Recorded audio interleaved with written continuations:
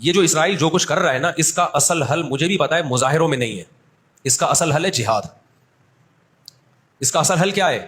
جہاد. تو پہلی جو ابھی تک تو ہم نے نا امیدی کی باتیں کی ہیں، مسلمان ممالک شکست کھا کے بیٹھ چکے ہیں، 3 بڑی جنگوں میں شکست ہو چکی ہے. اس کے بعد اب کسی مسلم کنٹری میں اسرائیل پر چڑھائی کی طاقت نہیں ہے. ان کو پتا ہے پیچھے امریکہ بیٹھا ہوا ہے. ہمیں قرآن و سنت اس بارے میں کیا ہدایات ملتی ہیں. اللہ کہتا ہے میں نے یہود پہ ذلت کو مسلط کر دیا ہے. اس آیت میں اور اس حدیث میں جو میں نے تقاتلون الیہود والی حدیث پڑھی، اس میں مسلمانوں کے لیے خوشخبری ہے کہ اللہ تعالیٰ نے جیسے بنی اسرائیل انتہائی کمزور تھے، فرعون کا ظلم اور بربریت کا شکار تھے، اللہ سورہ قصص میں کہتے ہیں وَنُرِيدُ أَن نَّمُنَّ عَلَى الَّذِينَ اسْتُضْعِفُوا فِي الْأَرْضِ، ہم نے ارادہ کیا کہ زمین میں کمزور ترین لوگوں کو اٹھا کے زمین کا امام بنا دیں گے، طاقتور پہ غالب کر دیں گے. بہت دفعہ ایسا ہوا ہے، کم من فئۃ قلیلۃ غلبت فئۃ کثیرۃ بإذن اللہ. اللہ کہتے ہیں دنیا کے نقشوں میں جو غالب ہوتا ہے، جس کی فتح اسباب کی دنیا میں یقینی ہوتی ہے، میں بہت تھوڑی سی جماعت کو طاقتور بنا کے دنیا کا امام بنا دیتا ہوں. ہمیں اللہ کی رحمت سے اور قرآن اور حدیث کی جو بشارتیں مل رہی ہیں اس سے پوری پوری امید ہے انشاءاللہ یہ اسرائیل کی شکست پہ اور یہودیوں کی ہمیشہ کے لیے شکست پہ اس کا نتیجہ نکلے گا انشاءاللہ. اور نبی صلی اللہ علیہ وسلم کی وہ حدیث پوری ہوگی کہ تمہاری جو بڑی جنگ ہوگی، نبی نے کیا فرمایا؟ اس امت کی ایک جماعت ہمیشہ جہاد کرتی رہے گی. لا یزال طائفۃ من امتی ظاہرین علی الحق. ہر دور میں لڑائی ہوئی ہے، جہاد ہوا ہے. آپ اس ہسٹری اٹھا کے کہیں نہ کہیں جہاد ہمیشہ ہوتا رہا ہے. تو آج بھی ایسا ہوگا. اور بالآخر یہ معاملات اگر بین الاقوامی دنیا نے کنٹرول نہیں کیے تو نبی صلی اللہ علیہ وسلم کی پیش گوئیاں انشاءاللہ بہت جلد پوری ہونے والی ہیں. اور یہ جو ان کو عزت ملی ہے نا، یہ اصل میں بہت بڑی ذلت کی تمہید ہے. جب کسی کی بہت بڑی بےزتی کرنی ہوتی ہے تو اس کو پہلے بہت زیادہ عزت دینی پڑتی. ایران میں بہت زیادہ یہودی ہیں، پتہ ہے آپ کو؟ اسرائیل کے بعد سب سے زیادہ یہودی ایران میں ہے، لیکن انہوں نے اپنا نام ایران میں یہود نہیں رجسٹر کروایا، کلیمی رجسٹر کروایا ہوا ہے موسیٰ کلیم اللہ کی نسبت سے. کیوں؟ ان کو پتا ہے کہ یہود کا لفظ دنیا میں کیا بن چکا ہے؟ گالی. شرم آئے گی کسی کو بتاتے ہوئے کہ میں یہودی ہوں. اس لیے ایران میں انہوں نے اپنے آپ کو رجسٹر کس نام سے کروایا ہے؟ کلیمی کہتے ہیں ان کو. میں مانتا ہوں سارے یہودی ایسے نہیں ہوتے، میں نے پہلے وضاحت کر دی، ہمیں یہودیوں سے دشمنی نہیں ہے، کیونکہ قرآن جہاں یہودیوں کی برائی بیان کرتا ہے وہاں قرآن یہ بھی کہتا ہے لیسوا سواء، سارے ایک جیسے نہیں ہیں.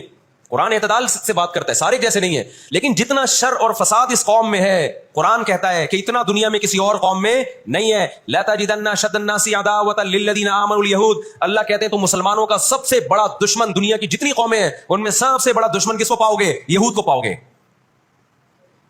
اس کے بعد مشرکین کو پاؤ گے، اور اسلام کے سب سے زیادہ قریب تم کس کو پاؤ گے؟ نصارہ کو، عیسائیوں کو پاؤ گے. تو آپ صلی اللہ علیہ وسلم نے فرمایا کہ تقاتلون الیہود، تمہاری جنگ کس سے ہوگی؟ یہود سے ہوگی. دجال کس کا سپورٹر ہوگا؟ بولتے کیوں نہیں؟ ابھی تو دجال آیا نہیں ہے اور آپ نے بولنا چھوڑ دیا ہے. جب آئے گا تو پھر تو اچھوں کی بولتی بند ہو جائے گی. کس کا سپورٹر ہوگا وہ؟ ہاں میں عرض کر رہا تھا کہ ہم جب قرآن پڑھتے تھے ضربت علیہم الذلہ، قرآن کہتے ہیں ہم نے ذلت ان کے اوپر دے ماری ہے ان فسادوں کی وجہ سے جو یہ کرتے رہے ہیں دنیا میں، ان فسادات کی وجہ سے. ہم جب پڑھتے تھے ہم کہتے تھے اللہ آج تو یہودی ذلیل نہیں ہے. اسرائیل کتنا پاورفل ہے کہ گچی کس کی پکڑی ہوئی ہے اس نے؟ امریکہ کی. ہندوستان کو گچی سے پکڑا ہوا ہے. تو آج تو بڑی عزت ہے. میں نے اپنے استاد سے یہ سوال پوچھا، انہوں نے بڑا معقول جواب دیا اور یہ تفسیر کی کتابوں میں بھی لکھا ہے.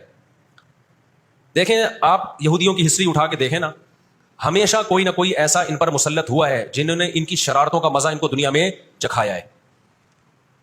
قرآن سے بھی یہ بات ثابت ہے کہ ان کو ان کی شرارتوں کا مزہ، عذاب جو ہے وہ دنیا میں ملتا رہے گا.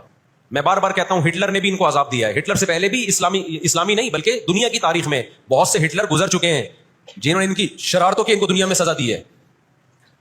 ہم پھر بھی بتائیں ہٹلر کے حامی نہیں ہے جو ظلم اس نے کیا، لیکن وہ بھی ان کی شرارتوں سے بیزار تھا. قرآن کہہ رہے ہم نے ان پر ذلت کو دے مارا ہے، دنیا میں بہت دفعہ رسوا ہوئے. یہ اب کیا ہے؟ یہ آخری ذلت ہے یہودیوں کی. آپ کو معلوم ہونا چاہیے جب دنیا میں کسی کو بہت زیادہ ذلیل کیا جاتا ہے نا تو پہلے اس کو عزت دی جاتی ہے. کسی کے گلے میں آپ جوتوں کا ہار پہنا دو، یہ بھی ایک ذلت ہے. اور ایک طریقہ یہ 3 پیس سوٹ ٹائی میں آپ اس کو صدارت کی کرسی پہ بٹھائیں اور پھر آپ اس کو جوتوں کا ہار پہنا دیں. بتاؤ کون سی بڑی ذلت ہے؟ یہ دوسری ذلت پہلی ذلت سے بڑی ہے. پوری دنیا میں مار کھانے کے بعد نا اپنی شرارتوں کی وجہ سے آج اللہ نے ان کو ایک تھوڑی سی حکومت دی ہے. ایک چھوٹا سا کنٹری، آپ اگر اسرائیل کو نقشے میں دیکھیں گے تو کراچی بھی بڑا ہے اسرائیل سے. اتنا چھوٹا ملک، اتنا چھوٹا ملک، اور تعداد بھی بہت تھوڑی. اللہ نے انہیں کچھ وقت پنپنے دیا ہے.